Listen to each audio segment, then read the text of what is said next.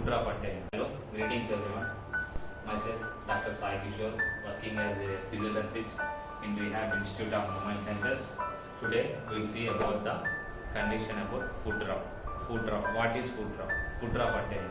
It is defined as the underlying condition, inability to raise the front part of the foot. అంటే foot drop అంటే ఏమంటా అంటే ఈ యొక్క ఫ్రంట్ పార్ట్ యొక్క ఫుట్ని రేస్ చేయలేకపోవడాన్ని ఫుట్ డ్రాప్ అంట.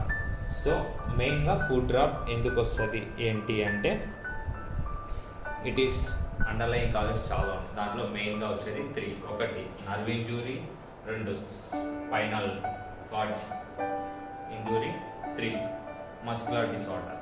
So first one nerve injury.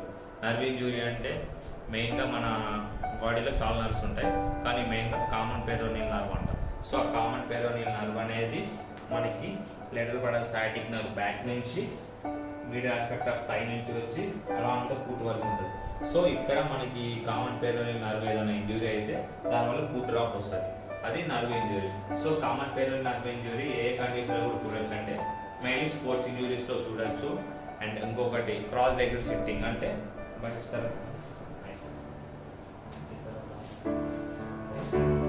ఇలా ఎక్కువ లాంగ్ సిట్టింగ్ అంటాం కదా, లాంగ్ సిట్టింగ్లో ఎక్కువ క్రాస్ లెగ్ సిట్టింగ్ కూర్చున్నా కానీ మనకి మేబీ ఛాన్సెస్ నర్వ్ ఇంజూరీ కూడా అవ్వచ్చు.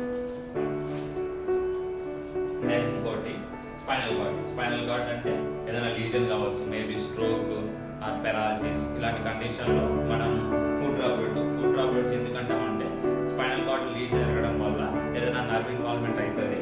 సో ఆ నర్వ్ ఇన్వాల్వ్మెంట్ వల్ల మనకి కామన్ పెరోనియల్ నర్వ్ ఇంజూరీ వల్ల కూడా ఫుట్ డ్రాప్ వస్తుంది. సో ఫస్ట్ మనం ఫుట్ డ్రాప్ అంటే ఎలా ఉంటుందో చూద్దాం. ఫుట్ డ్రాప్ అంటే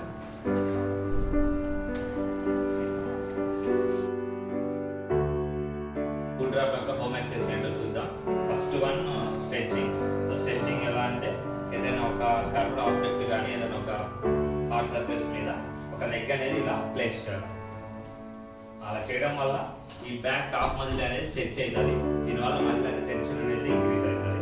సో సెకండ్ వన్ ఇప్పుడు second strengthening exercise, elastic tube కానీ థెరాబెండ్ కానీ లేకపోతే మన ఇంట్లో లేనప్పుడు టవల్, లాంగ్ టవల్ అయితే తీసుకొని సో ఫస్ట్ ఇలా లెగ్ ఇలా టైట్ చేయాలి.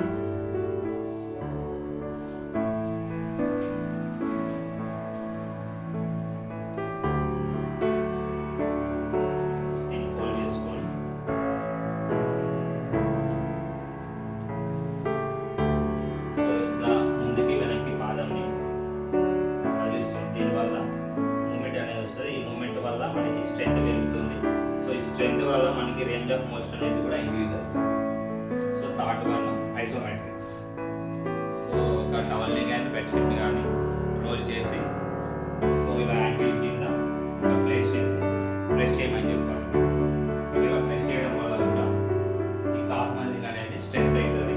సో ఈ స్ట్రెంత్ వల్ల కూడా మనకి రేంజ్ ఆఫ్ మోషన్ అనేది ఇంక్రీజ్ అవుతుంది. సో ఈ 3 ఎక్సర్సైజెస్ అనేవి మనం ఫుట్ డ్రాప్కి ఇంట్లో చేసుకోవచ్చు. Thank you.